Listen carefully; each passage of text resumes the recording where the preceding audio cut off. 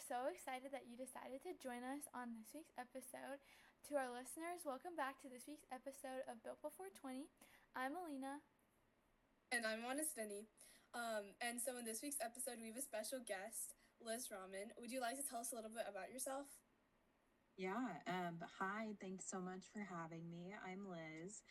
I am a content creator with over 180,000 followers, Forbes 30 Under 30 honoree, and the founder of Supply Chain Gals, which is a network for professionals all over the world to come together and learn. That's amazing. And we've done our research on you, and we're just so amazed by all the things that you've done. So we'd like to talk a little bit about your college experience, your working experience, as well as like supply chain gals, considering that's with teens and something that our students are really interested in, and so on. So let's get started. So as high school students, one of our main focus is our futures and our college goals. So as someone who graduated with an undergrad from GT and your master's from MIT, what are a few things that you learned, and what was your overall experience in college? Yeah, that's a good question. I really enjoyed both my time at Georgia Tech and MIT. I went to Georgia Tech for my undergrad. I studied business with a concentration in supply chain and a minor in engineering. I learned a lot there. It was super fast paced and fun. And I really loved being in a business course, but in a technical setting. I feel like Georgia Tech really embodies a spirit of entrepreneurship, innovation, engineering. And it gave me a really unique perspective heading into business and working after college. And since I really enjoyed that, MIT was definitely my dream school to get my master's degree in. I studied supply chain management, got my master's, and graduated in 2020.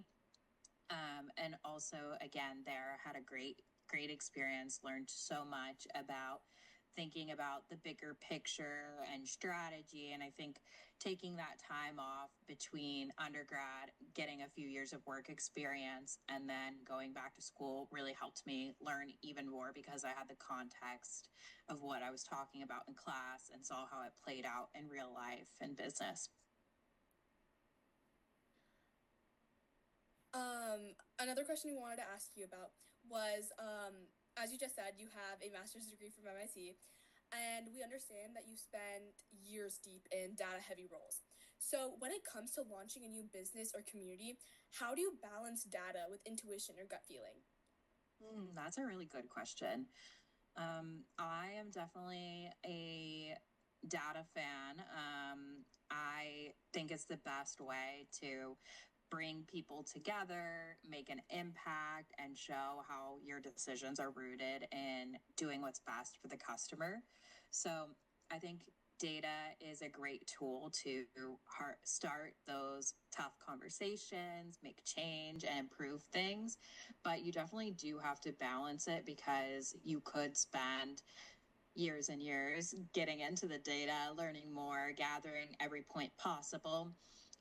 And you want to make sure that you have enough information where you're taking a calculated risk, where it's a decision that you could reverse it if it's not the right decision after testing. But you don't want to let it slow you down either from learning or running a pilot. So I think it's good definitely to do your research.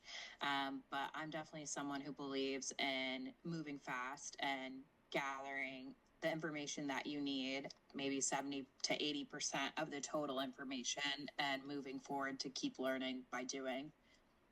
Yeah, I think that's great. And like fast paced thinking and like making many decisions is something that like a lot of high school students are doing when thinking about colleges, their clubs, and academics and stuff. So I think that's really applicable.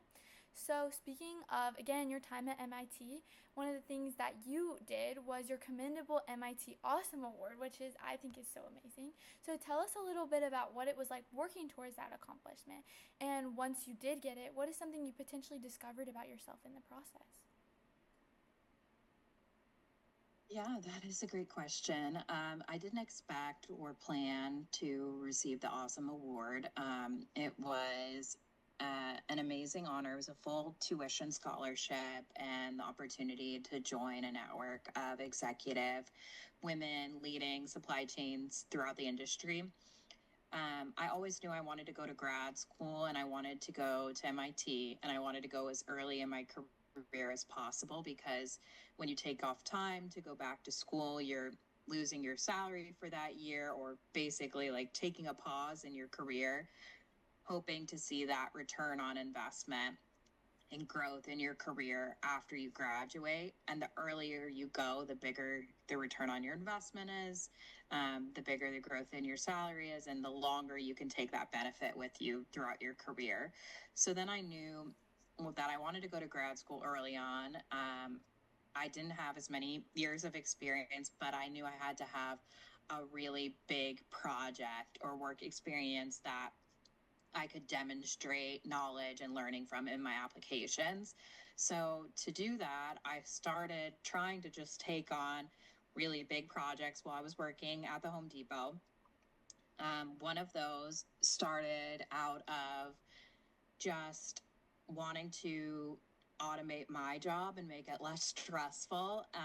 One of my jobs was to go around and gather insights from each member of our team and put it together in a chart, heat up the projector, and I would run the slides every morning, Friday, 7 a.m. meeting. So I was supposed to gather the insights Thursday afternoon, have everything ready by Friday. And so it was a really tight turnaround, really stressful. I'm not a morning person. Waking up for a 7 a.m. meeting is hard enough, besides like the weekly stress of, did I get all the slides together? Like, am I going to get to the office on time? And I was like, there has got to be a better way to do this. This is so stressful. And it was just collecting people's like handwritten notes, like things they would tell me, and trying to put some charts together. So I said, there's got to be a more data-driven way we can do this. And I started asking around and learning from other teams. And one of my friends was working on a data engineering team. They were using Tableau. They were pulling in the data through SQL in an automated way, sending out reports every Monday morning on the status, and everything was automated and from all the data that we had. And I was like, okay, let's try this out. And everyone was like, no, we don't want to do this. Like, we want to tell our own data. We want to share our own story. And I had to work with each person and see like what data points were most important to them, what would make their lives easier, what would make them feel more comfortable trying out a new way of doing things. So it took quite some time to pull that together. How to teach myself SQL, how to teach myself Tableau. I would mess around with it on the weekend and try and figure it out. And then it all came together. And it wasn't perfect. It was definitely like this 80% of the way there, kind of scrappy Tableau dashboard. Something I would be embarrassed to show today, but I was trying to move fast. And so I presented it, and my leadership team loved it. My director loved it. He told my vice president about it. She ended up becoming my mentor. And they got the business intelligence team, who specializes in dashboards, to take my prototype and make it into something very beautiful to share out across the whole team. And it started this kind of data analytics transformation at my department in the Home Depot. So that was a really big project I worked on. I got an early promotion. I went on to be a senior data analyst on the data engineering team, where I introduced using Python at Home Depot. I worked on a Google BigQuery transformation, and got to learn and kind of do similar projects along the way. So all of those projects were definitely part of my MIT application and my story. And I think it all just started from seeing like, how can I make my own life easier? How can I make my team's life better? How can we do things faster, more efficient, more accurate? And then came these solutions that had to learn and ask other people for help, and fail, try again, do some work on the weekends. But it all came together and really like sparked my love of learning that I definitely got at Georgia Tech and got to continue on throughout my career. And that's so amazing. I think that's one of the big things that like we've been teaching as we're like telling high school students to start their passion projects is to just get out there and that it's okay to fail and try again because ultimately we could come up with like really great results. So, since you were speaking about your time at the Home Depot, we know that you have a lot of work experience. You've worked at a lot of different places, so we'd like to get into that. Mm-hmm. Yeah, that sounds great. Okay. So, you have worked at some very notable companies in your career, such as Home Depot, Nike, and now Amazon. So, what were things that these companies were set apart from each other, and what was your favorite thing about each? Yeah, I spent a majority of my career at Home Depot. I definitely learned a lot there about um, that's like where I learned present how to give a presentation, how to go to a meeting, how to lead a meeting. Um, and I think it's just a great place to learn and work. Nike was really exciting to be near athletes and be in a marketing focused company. I really learned a lot about brand and how marketing and visibility can fuel a company. That's great. Another thing that we wanted to talk to you about would be taking like the current Mangoes, Meta, Anthropic, NVIDIA, OpenAI, and SpaceX, which are all driven towards an AI-driven platform. So how do you think that they shape our corporate world, and what do you think that the new generation should take away from it? Yeah, I think I'm not an expert, definitely, but I think things are changing rapidly with AI. I think we're all learning together, and so it's a great time. Um, it feels like it's opening up access for learning for everyone. Anyone can jump in and open Claude or Chat GPT and get started. There's a lower barrier to entry than back when I was learning. It felt like you had to kind of scrape through YouTube videos or find a friend who knew what to do. But now it's like all of the learnings and topics you can start getting into are at the tip of your fingers. So I think it's a great time to start learning. All right. Well, something that we did not want to miss was your supply chain gals. That is something that we were very interested in. So, what is something that you think that our viewers should know about your experience? And what's something that you would want to tell them about how they could potentially found their own startup? Yeah, Supply Chain Gals grew out of my experiences. I felt like it was really difficult to know what to do next in my career, what job to take, what project to start on, how to handle difficult situations. And so I really wanted to make that easier for other people.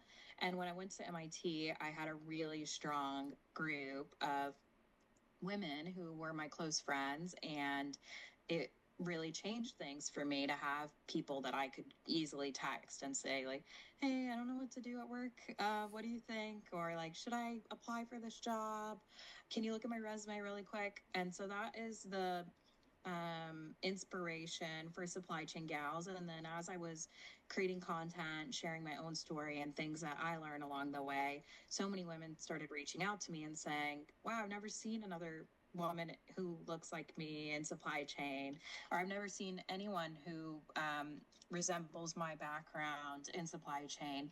So that was really important to me because there's so many impressive leaders and inspiring people leading the way. Your mom definitely was one of few examples that I had coming up in my career who made me feel like it was possible for me to keep going and be in a male dominated space. So I wanted to bring that to others and give them that opportunity and make sure they feel seen and have a space where they can ask for advice and come and learn and grow outside of the stress of their job. So it really started out as an Instagram page, and people started following and they started asking, when are we going to meet?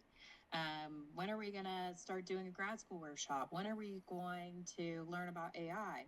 And so as they ask for things, I said, okay, let's do it. Let's see how it goes. So if you're interested in being an entrepreneur and being a founder, I would say think about who your customer is and give them that opportunity and make sure they feel seen and have a space where they can ask for advice and come and learn and grow outside of the stress of their job. So it really started out as an Instagram page, and people started following and they started asking, when are we going to meet? When are we going to start doing a grad school workshop? When are we going to learn about AI? And so as they ask for things, I said, okay, let's do it. Let's see how it goes. So if you're interested in being an entrepreneur and being a founder, I would say think about who your customer is and who you want to help, and listen to them and listen when they ask for things. And that will never lead you wrong if you're listening to the customer. And don't be afraid, again, to try, to fail, to do something and only one person comes or one person follows along, because we all started there. And you have to start with 0 followers, 0 customers to get to any place that's impressive along the way. And I think that's something that's new to us also, is like building our way up and making sure that like we have a community that is something that we're passionate about, specifically high school students interested in starting something. And I think that's really inspiring.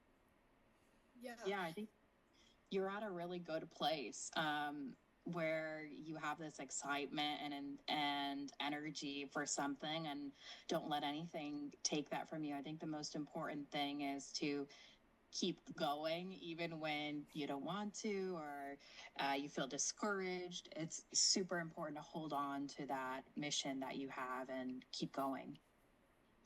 Yeah, and I'm bouncing off of that. No doubt, having close to like 100,000 followers changes your corporate life, and vice versa. So for our high school students that are worried about starting something, this may feel like extremely overwhelming. And since you often work with teens, how do you recommend that they implement balance and moderation to their daily lives? Yeah, I think one of my mentors told me, I asked her, like, when do you switch jobs? When do you make a change? And she said, if I'm not having fun, then I'll leave. Or like, if I'm not having fun, I'll change jobs.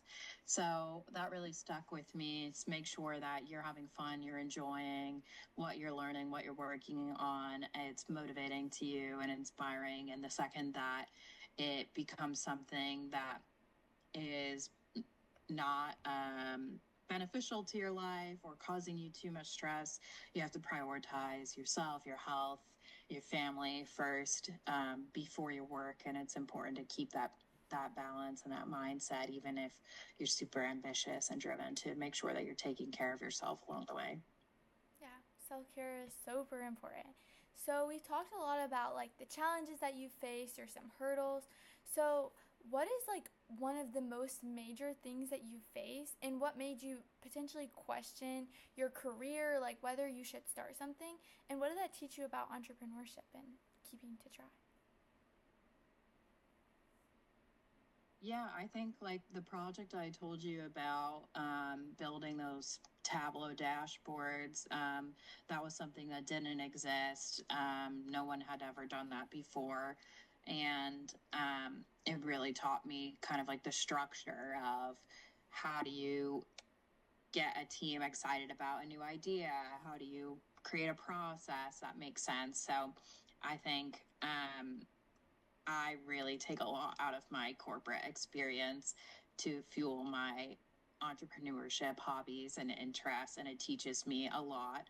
So pay close attention to how these amazing companies are building things, because they have best practices and lots of knowledge on trying, failing, and finding the right way. So I've definitely taken what I learned at my time at big companies whenever I'm building or working on something new. One thing that I'm like really amazed about is your speaking skills and your courage to teach and reach out to other women and teen girls all over social media discussing relatable issues such as imposter syndrome. So, for our high school viewers watching this, nervousness is a big part of what holds them back. So, what are some tips or tricks that you would give them to help break that fear? I feel like you both would have better tips and tricks than me. You're both very well spoken, very confident. I'm so impressed. I think when I was your age, I would shake and get so sweaty if I had to talk to an adult or do a job interview. Um, it took a lot of practice for me to overcome and get comfortable with it. But I think it's one of the most valuable skills that you can have that benefits you no matter what area you work in, is to find your voice and be confident in what you have to share and what you've learned and the value that you bring to every conversation. So I hope that you both continue your great speaking skills and share with others how you're doing it, because I'm very impressed. Thank you so much. And I think that that's very important that a lot of high school students do struggle with these things. I personally did have to grow these skills. I had nerves. I was very like intimidated to do all these things. So like was there something, because you were saying that you were like kind of nervous to start and you had to like change like your speaking like abilities, so was there anything that you had to do personally to refine or change your own personal brand when you were stepping into the spotlight, more people were following like you said and more people were paying attention? Yeah, I think the upside of content creation is I don't feel the people watching or following. It's just me and my phone a lot of the times. So I think if I was in a room with 100,000 people, I would potentially still be a little bit scared. But it's a good way to practice if you create content, and it can be about anything like building a garden, doing your resume. I think it's a good skill to just like put yourself in front of a camera, edit it, and practice. And I think it helped me a lot along the way. Um, and just remembering too that people want to see you succeed. They want to support you. I did one of my first um, executive panels for Supply Chain Gals in April, and I still felt myself like get nervous, but I looked around the room and I was like, all these people want to be here. They're excited to be here. And I want to make them feel good about that decision to be here. So that helps me a lot too. Whenever I get nervous, is just reminding myself that I'm here to help others and I have to be excited about it and confident so that they stay encouraged too. Bouncing off of the topic of nerves, what is one specific like personal fear that you've had to conquer in order to become like a better CEO? Mm.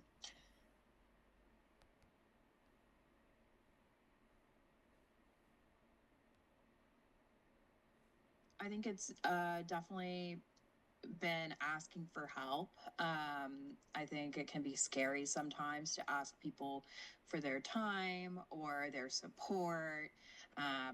Asking people whether it's to share an event that we're hosting at Supply Chain Gals or come speak and share their advice. It can be intimidating.